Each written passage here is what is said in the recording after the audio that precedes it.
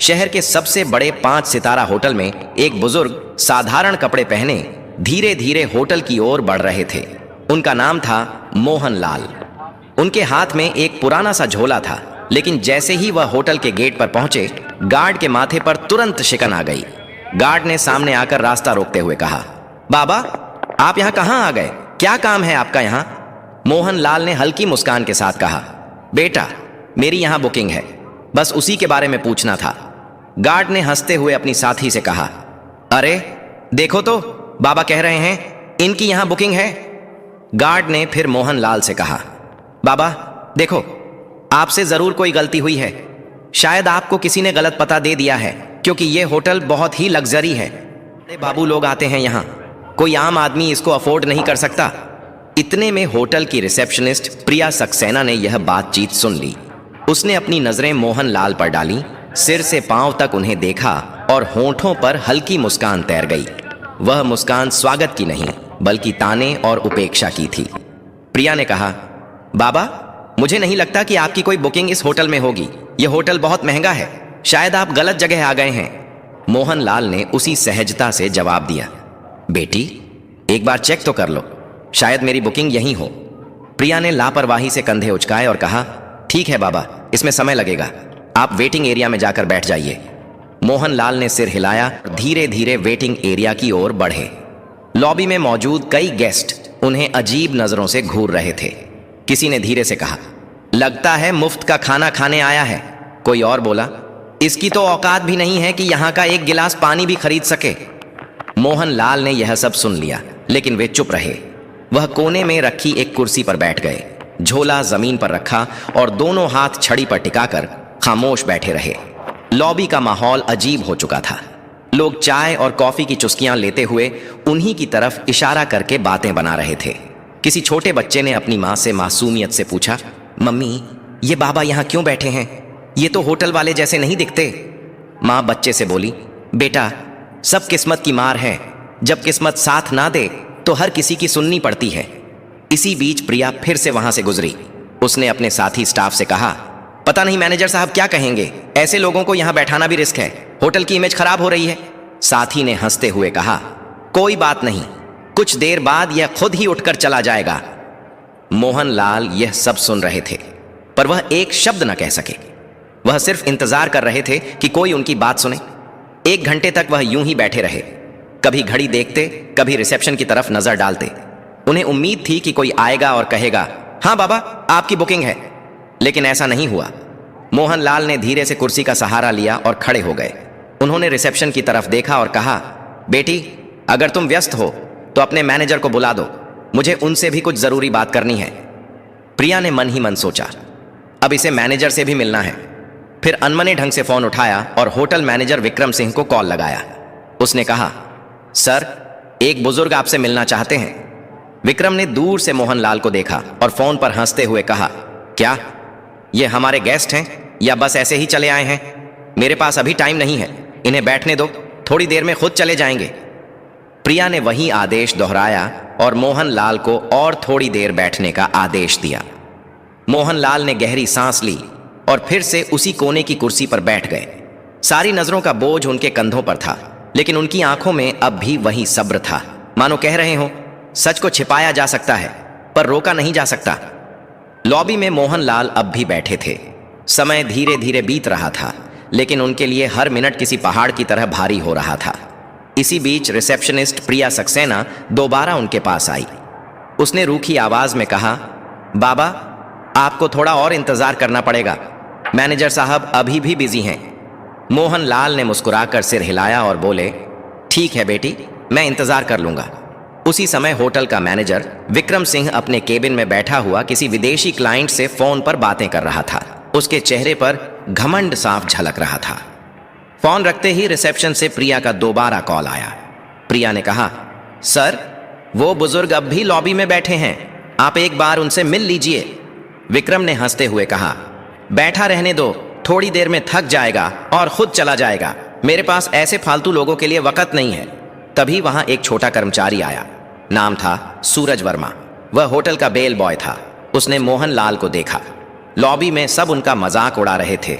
लेकिन सूरज की आंखों में उनके लिए सम्मान था।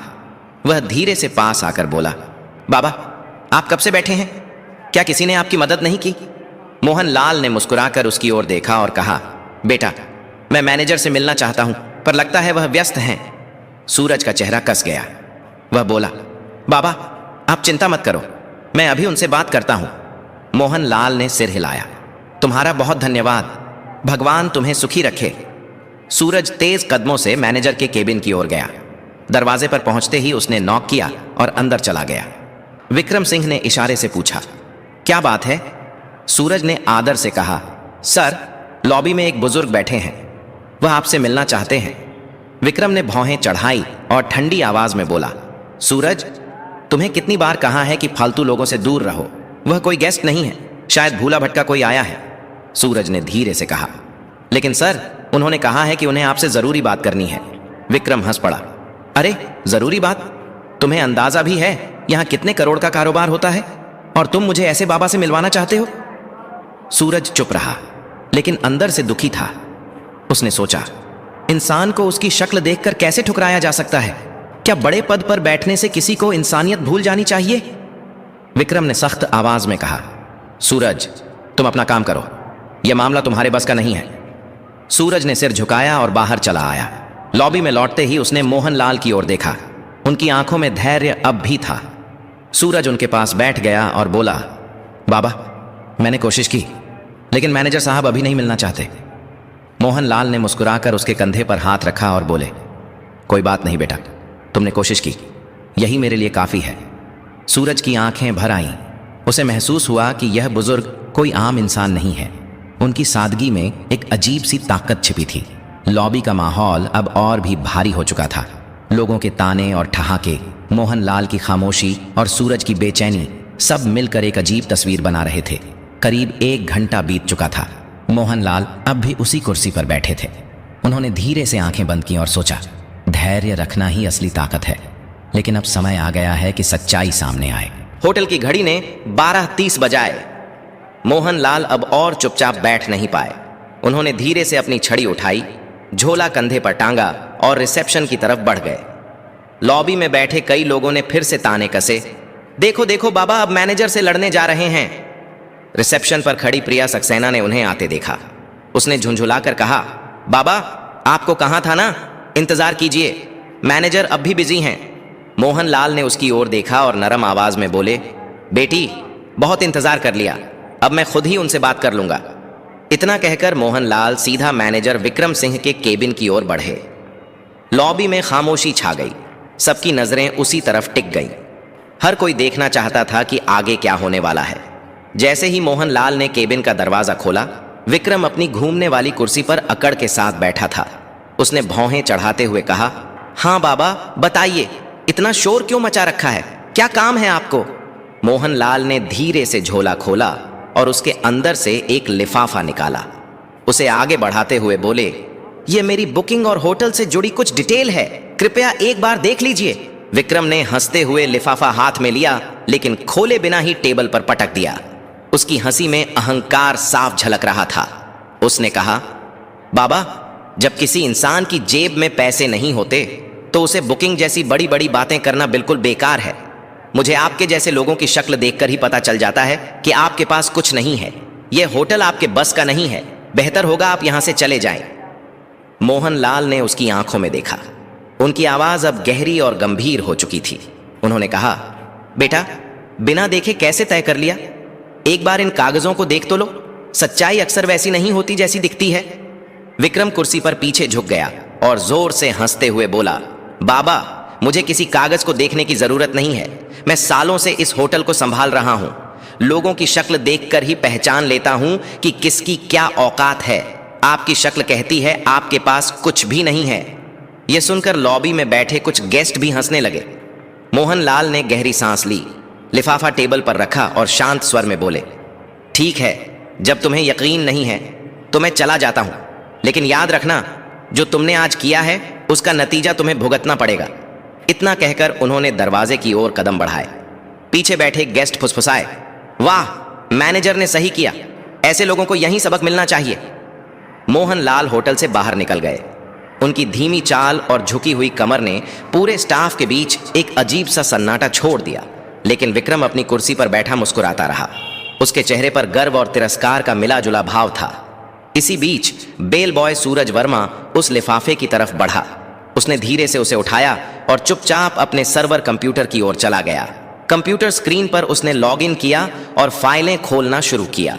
लिफाफे में लिखी डिटेल्स के आधार पर उसने होटल का पुराना रिकॉर्ड खंगाला। कुछ ही देर में उसकी आंखें चौड़ी हो गई। स्क्रीन पर जो जानकारी थी उसने सूरज को हिलाकर रख दिया। रिकॉर्ड में साफ लिखा था, मोहनलाल, होटल के 65% शेयर होल्डर, संस्थापक सदस्य। सूरज की सांसें तेज हो गईं।